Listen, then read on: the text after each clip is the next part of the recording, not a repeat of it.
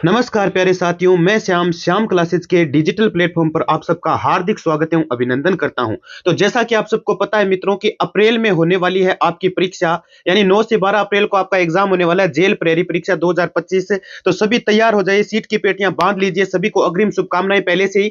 तो सभी आशा और उम्मीद है कि सबकी तैयारी बहुत ही अच्छी होगी और इस क्लास के अंदर हम जीके पढ़ने वाले हैं, प्लस रीजनिंग के क्वेश्चन कुछ देखने वाले हैं और साथ में साइंस भी देखेंगे, यानी सारे सब्जेक्ट आपके कवर करवाने वाला हूं।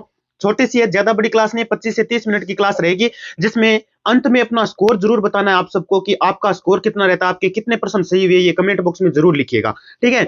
और आप पहली बार विजिट कर रहे हैं चैनल पर, तो चैनल को सब्सक्राइब कर लेना और बेल आइकन को प्रेस कर लेना, जिससे हर एक नई क्लास का नोटिफिकेशन आपको मिल जाए।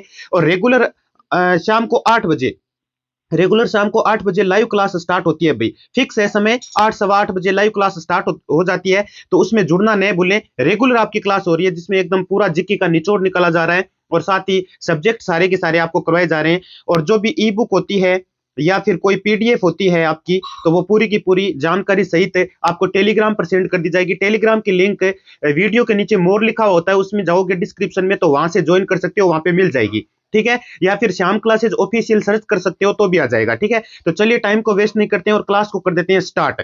ठीक है। पहला आपका प्रश्न आया कि निम्नलिखित में से कौन सा चित्तौड़गढ़ दुर्ग में स्थित नहीं है। तो दोस्तों इनमें से ऐसा कौन है जो चित्तौड़गढ़ दुर्ग में नहीं पड़ता है। दोस्तों विजय स्तंभ तो बिल्कुल चित्तौड़गढ़ में है, कीर्ति स्तंभ भी है, कुंभा महल भी है, लेकिन आपका मोती महल जो है ना, ये आपका चित्तौड़गढ़ दुर्ग में नहीं है। दोस्तों आपको नहीं पूछा था, तो विकल्प नंबर आपका डी राइट हो जाएगा। आशा और उम्मीद है कि आराम से इस प्रश्न को समझ गए होंगे। बड़ा इंपॉर्टेंट प्रश्न है, आरएसएस भी काफी एग्जाम में इस प्रश्न को पूछ चुका है भाई। अगला आपका प्रश्न है, फिर इंपॉर्टेंट है और यह भी कई एग्जाम में आ चुका है, second grade exam, REET exam, काफी एग्जाम में देखने को मिला है। तो दोस्तों यहां पर है, बातारी फुलवारी के लेखक कौन थे। भाई बातारी जो फुलवारी है उसके लेखक कौन थे। कन्हैयालाल सेठिया थे, जान कवि थे, विजयदान देथा थे, या फिर भाव भट्ट थे। तो दोस्तों नाम आता है विजयदान देथा का।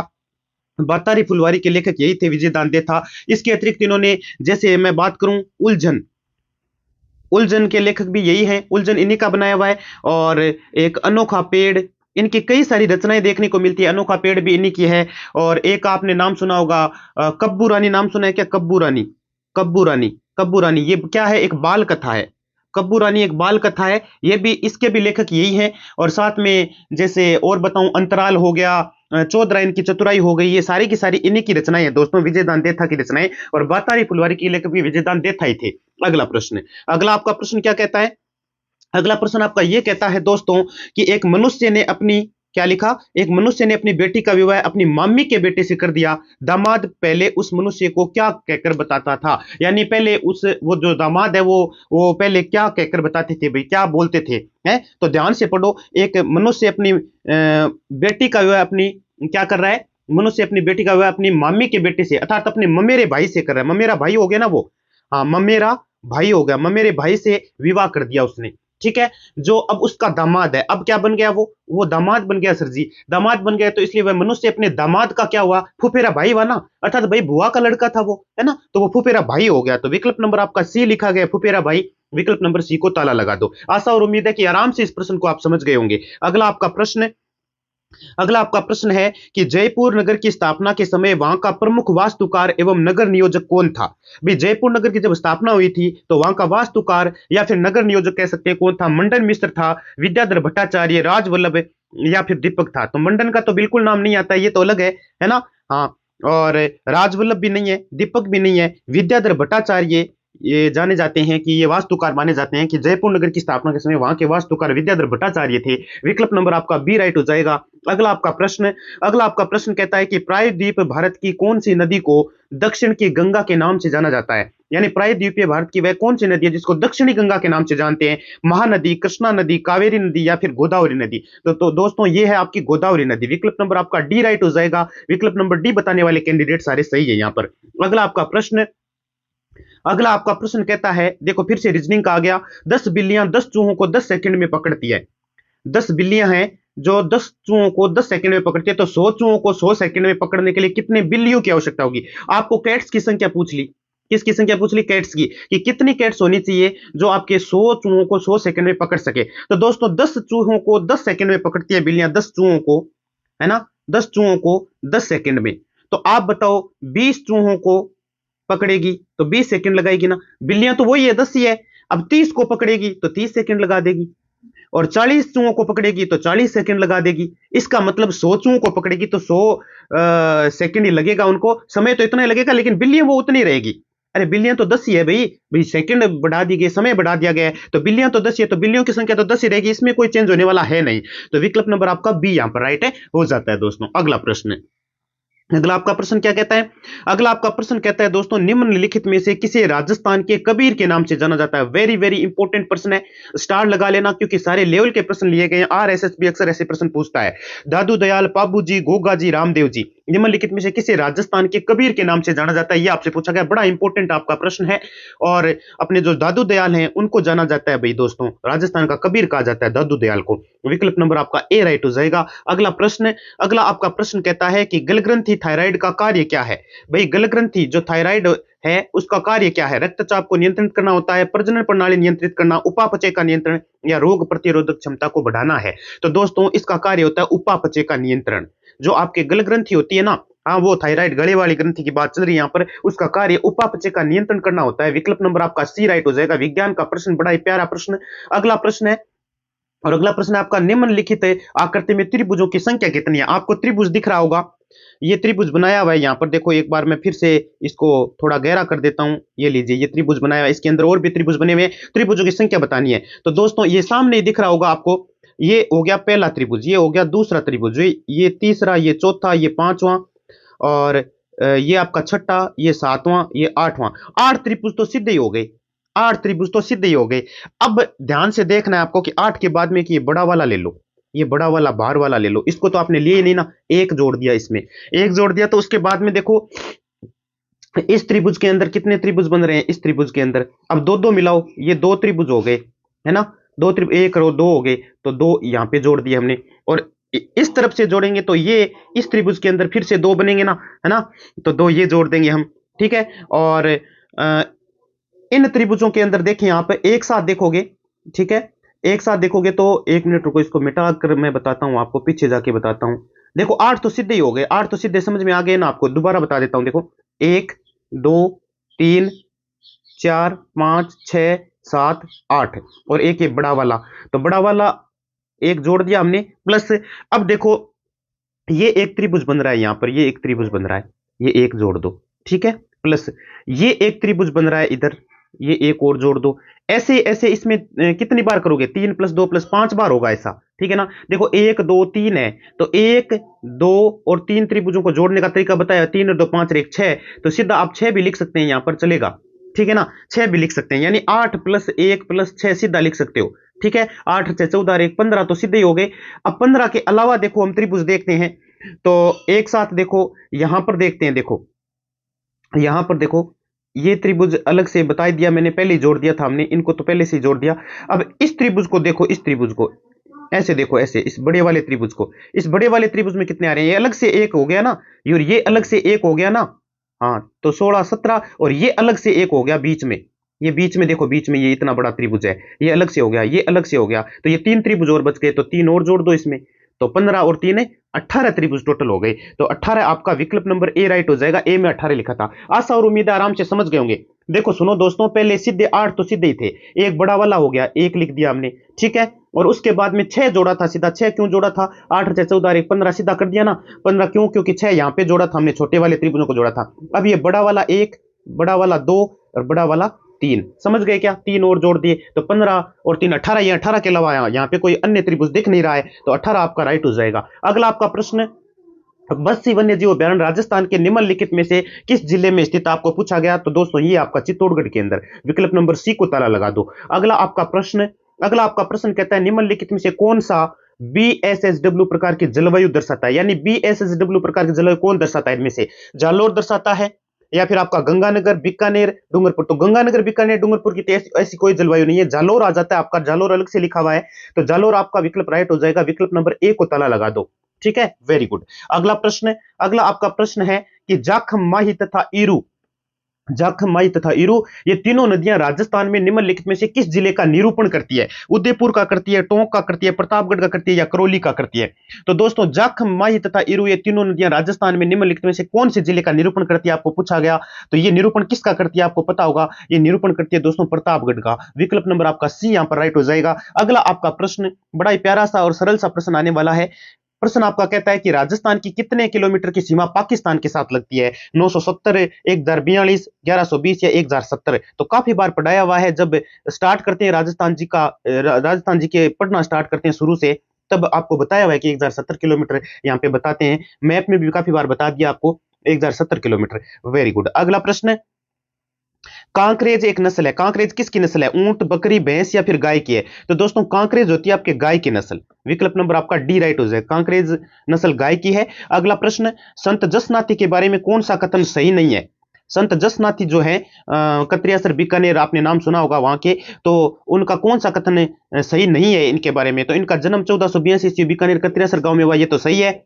कत्रियासर में इन्होंने 12 वर्ष तक साधना की, नहीं, साधना कत्रियासर में नहीं की थी, दूसरी जगह की थी। ये आपका गलत कथन दिया गया यहाँ पर। आपको पूछा गया था कि गलत कथन कौन सा है। बाकी कत्रियासर में समाधि ली थी 1506 ईस्वी में ली थी वो तो ठीक है, 12 वर्ष तक साधना नहीं की थी। उपदेश सिंबु दड़ा कोड़ा नामक ग्रंथ संग्रहित है, बिल्कुल सही है, लेकिन ये दूसरा विकल्प आपका राइट नहीं है, क्योंकि 12 वर्ष तक साधना इन्होंने यहाँ पर की नहीं थी। ठीक है, तो विकल्प नंबर बी को ताला लगा दो, बी आपका राइट हो जाएगा। अगला आपका प्रश्न कहता है कि गेंडे के लिए प्रसिद्ध अभ्यारण्य कौन सा है, जो ये किस राज्य में स्थित है? गेंडे के लिए प्रसिद्ध अभ्यारण्य पूछा है आपसे, और ये कौन से राज्य में स्थित है? गिर गुजरात में, काजीरंगा असम में, रणथंभौर राजस्थान या जिम कार्बेट उत्तराखंड? तो ये पहले भी बताया पिछली क्लास में भी, काजीरंगा असम के अंदर आपके गेंडे के लिए प्रसिद्ध अभ्यारण्य माना जाता है ये, ठीक है, और ये आपका असम में स्थित है काजीरंगा, ठीक है, और यहाँ गेंडे पाए जाते हैं। एक सींग वाले गेंडे भी यहाँ पर मिलेंगे आपको, है ना, और एक संरक्षित क्षेत्र भी बनाया हुआ है अलग से।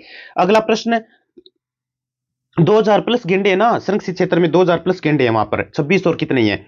वर्षा ऋतु में मानसून हवाओं की दिशा होती है दक्षिण से उत्तर, दक्षिण पश्चिम से उत्तर पूर्व, उत्तर से दक्षिण, उत्तर पूर्व से दक्षिण पश्चिम होती है। बताओ किस ओर होती है भाई, है ना? तो ये होती है आपके दक्षिण पश्चिम से उत्तर पूर्व है, ठीक है, दक्षिण पश्चिम से उत्तर पूर्व होती है। कब? जब वर्षा ऋतु में मानसून हवाओं की दिशा होती है दक्षिण पश्चिम से उत्तर पूर्व की ओर होती है, ठीक है, और फिर इस प्रकार से आपके चलता जाता है। और उधर फिर जैसलमेर के तो अंदर बूंदी आपकी गिरी नहीं है, कई ऐसी जगह हैं जैसे सम है, सह से साफ, सह से सम, वो सारा साफ हुआ है, ठीक है, तो विकल्प नंबर आपका बी राइट हो जाएगा।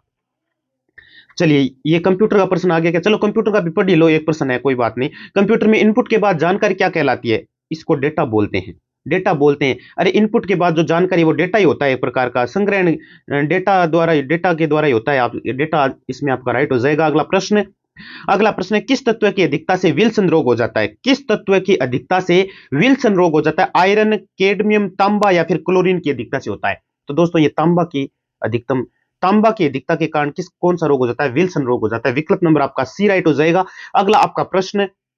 अगला प्रश्न आपका कि मांडो की पाल किस खनिज के उत्पादन हेतु प्रसिद्ध है? हाँ बताओ, फेल्सपार, फ्लोराइट, घिया पत्थर या फिर पाइराइट? मांडो की पाल किस खनिज के उत्पादन हेतु प्रसिद्ध मानी जाती है? तो ये है फ्लोराइट के लिए प्रसिद्ध मानी जाती है। विकल्प नंबर आपका बी राइट हो जाएगा यहाँ पर। अगला प्रश्न नर्मदा नहर परियोजना से लाभान्वित राजस्थान के जिले कौन से हैं? देखो दोस्तों, भूगोल भी पढ़ रहे हो आप, राजनीति भी पढ़ रहे हो, इतिहास भी, सारे सब्जेक्ट, कला संस्कृति सब आ रहे हैं एक ही क्लास के अंदर, ठीक है, और इंपोर्टेंट सारे के सारे प्रश्न। हनुमानगढ़, गंगानगर, चूरू, झुंझुनू, जोधपुर, नागौर या फिर सांचौर, बाड़मेर, है ना। नर्मदा नहर परियोजना से लाभान्वित जिलों के बारे में आपको पूछा गया है, तो यहाँ पे आपका ये सांचौर और बाड़मेर जो है ना, ये आपके लाभान्वित जिले हैं भाई, नर्मदा नहर परियोजना से लाभान्वित है, यहाँ से इनको लाभ मिलता है, और अच्छी उपजाऊ जमीन होने के कारण यहाँ पे अच्छा धान भी होता है, हर एक चीज अच्छी होती है। उरडा सम्मेलन का उद्देश्य क्या था? हुरडा सम्मेलन का उद्देश्य था मराठों के बढ़ते हस्तक्षेप को रोकना था, ठीक है ना। और ये कब हुआ था? 1734 ईस्वी में। काफी बार बताया हुआ है, आपको डेट पूछ ले तो आपको याद होनी चाहिए। हुरडा सम्मेलन 1734 ईस्वी, और आपके मराठों के बढ़ते हस्तक्षेप को रोकना इनका उद्देश्य था, ये उद्देश्य रहा था। अगला प्रश्न है, राजस्थान के किस भाग में शुष्क खेती प्रचलित है? शुष्क खेती कहां प्रचलित है, ये आपसे पूछा गया है, तो ये आपके लगभग पश्चिम भाग के अंदर आपके शुष्क खेती प्रचलित है। विकल्प नंबर आपका डी राइट हो जाएगा। अगला आपका प्रश्न देखो, फटाफट करवा देता हूं आपको। निम्नलिखित संतों में से किसने अपने लेखन में मेवाती बोली का प्रयोग नहीं किया था? किसने नहीं किया? लालदास, चरणदास, सुंदरदास या सैजोबाई? इंपॉर्टेंट प्रश्न है, स्टार लगा लेना, अच्छा प्रश्न है, काफी एग्जाम में पूछा गया है। सुंदरदास आपका राइट आंसर हो जाएगा। विकल्प नंबर आप सी को ताला लगा सकते हैं। अगला आपका प्रश्न, अगला आपका प्रश्न कहता है ये घोड़ा अच्छा है, इस वाक्य में यह क्या है? अब देखो ये हिंदी का प्रश्न बीच में आ गया, कोई बात नहीं। यह घोड़ा अच्छा है, वाक्य में यह पूछा है क्या? तो यह सर्वनाम है दोस्तों, जो संज्ञा के जगह शब्दों पे काम आते हैं। सर्वनाम आपका विकल्प नंबर बी आपका यहाँ पर राइट हो जाएगा दोस्तों। अगला प्रश्न आपका, उदयपुर जिले में स्थित अभ्यारण्य जो बघेरों के लिए प्रसिद्ध है और तथा जहां रोटी रानी का महल स्थित है वो बताओ। कुंभलगढ़ अभ्यारण्य, फुलवारी किनाल, केवलादेव अभ्यारण्य या जयसमंद अभ्यारण्य, कौन सा वो अभ्यारण्य है? बता दो फटाफट से। ठीक है, बहुत इंपॉर्टेंट आपका ये प्रश्न है दोस्तों। आपको पूछा गया कि उदयपुर जिले में स्थित वह अभ्यारण्य जो बघेरों के लिए प्रसिद्ध है, तो बघेरों के लिए तो जयसमंद अभ्यारण्य प्रसिद्ध है। तो विकल्प नंबर आपका डी राइट हो जाएगा। और यहाँ पर आपके रूठी रानी का महल देखने को मिलता है, यहाँ पर महल स्थित आपके रूठी रानी का है। रूठी रानी जो कि बहुत ही सुंदर रानी थी एक। अगला आपका प्रश्न है, राजस्थान के किस प्रदेश में शुष्क सागवान के वन पाए जाते हैं? कौन से प्रदेश में शुष्क सागवान के वन पाए जाते हैं? तो उत्तरी पूर्वी, दक्षिणी भाग, पश्चिमी भाग, पूर्वी भाग। तो दोस्तों शुष्क सागवान के जो वन है वो आपके दक्षिणी भाग में पाए जाते हैं। विकल्प नंबर आपका बी राइट हो जाएगा। और दक्षिणी भाग में आपके अधिकता भी है किसकी? रेगूर मिट्टी की अधिकता है। काली मिट्टी जो होती है ना, काली मिट्टी, रेगूर मिट्टी, जो बहुत ही उपजाऊ मिट्टी होती है दोस्तों है। और यहाँ खेती के लिए किसानों को बहुत ही लाभ मिलता है। अगला आपका प्रश्न है, सरदार सरोवर परियोजना से लाभान्वित होने वाले राज्य कौन कौन से हैं? तो वो एक तो देखो गुजरात हो जाता है, पहला ही विकल्प सही है। गुजरात, महाराष्ट्र, मध्य प्रदेश, राजस्थान, ये हैं सारे के सारे जिनको सरदार सरोवर परियोजना से लाभ मिलता है दोस्तों। विकल्प नंबर आपका ए राइट हो जाएगा। ए को ताला लगा दो। अगला प्रश्न है, राजस्थान का कौन सा ऐसा जिला है जो फट चित्रांकन के लिए प्रसिद्ध है? भीलवाड़ा है, जयपुर है, कोटा है या फिर प्रतापगढ़ है दोस्तों? तो दोस्तों राजस्थान का कौन सा जिला फट चित्रांकन के लिए प्रसिद्ध है? तो फट के लिए आपके हो जाता है भीलवाड़ा प्रसिद्ध आपका। विकल्प नंबर ए राइट हो जाएगा। अगला आपका प्रश्न है, राजनीति का प्रश्न आ गया। राज्य सूचना आयोग किस विभाग के अधीन कार्य करता है? बताओ, कार्मिक एवं प्रशिक्षण विभाग, गृह विज्ञान, सामाजिक न्याय और अधिकारिता विभाग या इनमें से कोई नहीं?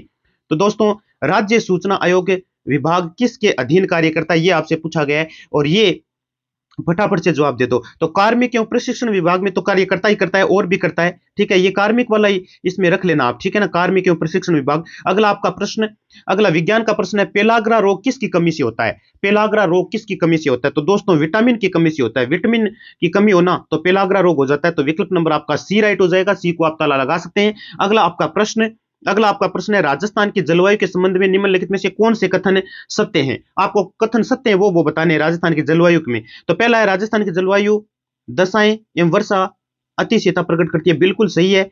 और फिर आपके लिखा गया, गत 10 वर्षों में पश्चिमी मध्य प्रदेश में हाँ बिल्कुल वर्षा की मात्रा घटी है, जबकि मेवाड़ क्षेत्र में बढ़ी है, बिल्कुल ये भी सही है। पश्चिमी राजस्थान में न्यून वर्षा का मूल कारण अति उष्ण स्थलाखंड, दक्षिणी पूर्वी आर्द्रता पवनों का आकस्मिक प्रवेश, नहीं ऐसा नहीं है, ये गलत है। तीसरा, जलवायु की दृष्टि से राजस्थान का अधिकतर भाग उपोष्ण कटिबंध में स्थित है, ये सही है भाई। तो पहला, दूसरा, तीसरा तो सही है, नहीं पहला, दूसरा, चौथा सही है, 3 सही है ये। तो पहला, दूसरा और चौथा 3 विकल्प आपके सही है, बाकी आपका तीसरा ये है वो रॉन्ग है। तो विकल्प नंबर कौन सा है इसमें, कोई लिखा है क्या यहाँ पर? पहला, दूसरा, चौथा, सी लिखा गया है, सी आपका राइट हो जाएगा। अगला आपका प्रश्न देखिए। अगला प्रश्न आपका कहता है कि बीड़ निम्न जिलों में पाए जाते हैं। बीड़ जो है ना, बीड़ कौन से जिलों में पाए जाते हैं वो जिले बताइए आप, बीड़ जहां पाए जाते हैं। तो दोस्तों कोटा, बूंदी, सिरोही, जयपुर, अलवर, टोंक, सीकर, जोधपुर, बीकानेर, बिल्कुल सीकर, जोधपुर, बीकानेर में बीड़, बीकानेर में तो बहुत अधिक मात्रा में पाए जाते हैं। तो विकल्प नंबर आपका कौन सा? सी राइट हो जाएगा। अगला आपका प्रश्न है कि निम्नलिखित में कौन सी रबी की फसल है? आपको रबी की फसल पूछिए। रबी की फसल गेहूं, चना यही होती है भाई, सरसों है, जूट, मूंगफली, सरसों, तरबूज। तो यहाँ पे सरसों आ गया आपका। तो सरसों जो है वो तरबूज वो तो जायद में आ जाते हैं, मूंगफली ये नहीं है, जूट नहीं है, तो आपके सरसों आपका राइट हो जाएगा। रबी की फसल है ये एक प्रकार की। विकल्प नंबर सी आपका राइट हो जाएगा, है ना। गेहूं, चना ये रबी में आते हैं। अगला प्रश्न है आपका कि अलखिया संप्रदाय की स्थापना किसने की थी? अलखिया संप्रदाय चरणदास ने, संत दास, लालगिरी या भोलानाथ ने की थी? तो दोस्तों ये की थी लालगिरी ने। अलखिया संप्रदाय की स्थापना किसने की थी? लालगिरी ने। विकल्प नंबर आपका कौन सा राइट हुआ? सी आपका राइट हो गया। अगला आपका प्रश्न कहता है दोस्तों, प्रश्न कहता है कि सुगन चिड़ी को किस लोक माता का स्वरूप माना जाता है? सुगन जो चिड़ी है ना, उसको कौन सी लोक माता का स्वरूप माना जाता है? आयड माता का, स्वांगिया माता, शीतला माता या नागणीची माता? तो सुगन चिड़ी जो है वो लोक माता है, वो है स्वांगिया माता आपकी। विकल्प नंबर आपका बी राइट हो जाएगा। बी को आप ताला लगा सकते हैं। अगला आपका प्रश्न है कि रम्मत के संदर्भ में निम्न कथनों पर विचार कीजिए। रम्मत के संदर्भ में आपको देखो, पहला है मनीराम व्यास, तुलसीराम, फागू महाराज, सुआ महाराज, तेज कवि, जैसलमेरी आदि रम्मतों के प्रमुख रचयिता हैं, बिल्कुल सही लिखा है। रमत जैसलमेर, फलोदी और बीकानेर की मुख्य आयोजित होती है। बिल्कुल, जैसलमेर बीकानेर की तो प्रसिद्ध है रमत, तो ये दोनों ही आपके सही है, दोनों ही कथन सही है भाई। है तो आपके नीचे लिखा होगा कहीं तो कहीं, देखिए दोनों कथन सही है। विकल्प नंबर डी, सरकारी ऑप्शन डी को लॉक कर दो, दोनों कथन सही थे आपके। अगला आपका प्रश्न फिर से विज्ञान का, संपीड़ित प्राकृतिक गैस यानी सीएनजी, सीएनजी मुख्यतः है एथेन है, प्रोपेन है, मिथेन है या ब्यूटेन है? तो दोस्तों मिथेन है, CH4, मिथेन जो होती है ना, मिथेन वही है सीएनजी, एक प्रकार की सीएनजी उसी को बोलते हैं, मिथेन को ही। अगला आपका प्रश्न, अगर लिखा गया हवा महल जयपुर के बारे में निम्नलिखित कथनों पर विचार कीजिए। हवा महल जयपुर के बारे में कथन दिए गए हैं, हवा महल एक 5 मंजिला संरचना है। बिल्कुल सही है, 5 मंजिला संरचना है। हवा महल महाराजा सवाई प्रताप सिंह द्वारा बनवाया गया था। हाँ बिल्कुल, प्रताप सिंह ने बनवाया था। 983 झरोखे जटिल डिजाइनों में सजाई गई खिड़कियां तो कहाँ है? खिड़कियां ये है क्या? मेरे ख्याल से दो ही सही है भाई, ये तो 983 झरोखे थोड़ी है। तो विकल्प नंबर 1 और 2 तो आपका पहला और दूसरा कथन तो सही है, तो पहला दूसरा ही कर लेना इसमें आप। विकल्प नंबर सी आपका राइट हो जाएगा। मेरे ख्याल से 983 नहीं है झरोके, झरोके या तो कम है या इससे ज्यादा है, मेरे पूरे तो ध्यान में नहीं रहा। चलो देख लेते हैं अगला प्रश्न। महान कवि सूर्यमल के बारे में निम्न में से कौन सा कथन गलत हो जाता है? सूर्यमल के बारे में कथन कौन सा गलत हो जाता है? वंश भास्कर इसका प्रसिद्ध महाकाव्य बिल्कुल है। इन्होंने बूंदी के इतिहास का वर्णन किया है। हाँ ये भी सही है। बूंदी के शासक महाराज उमेद सिंह के दरबारी नहीं थे, उन्होंने रामरन जाट नामक खंड काव्य की रचना। बिल्कुल ये सही है, तो ये सही नहीं है दोस्तों, ये दरबारी कवि नहीं थे इनके, ठीक है ना। तो विकल्प नंबर सी आपका क्या हो जाएगा यहाँ पर? राइट हो जाएगा। आपको कथन गलत पूछा था, गलत ये एक ही है। अगला प्रश्न आपका, लोहागढ़ दुर्ग कहाँ स्थित है? सबको पता है, बहुत इंपॉर्टेंट प्रश्न है, कोई ऐसा एग्जाम नहीं छोड़ा है, काफी एग्जाम में ये आ चुका है। तो ये आपका भरतपुर के अंदर पड़ता है लोहागढ़ दुर्ग। आपका विकल्प नंबर आपका सी राइट हो जाएगा। बिल्कुल सी को ताला लगा दो। आशा उम्मीद है क्लास आपको बहुत अच्छी लगी है। कमेंट बॉक्स में अपना स्कोर जरूर बताइएगा दोस्तों, ठीक है। धन्यवाद।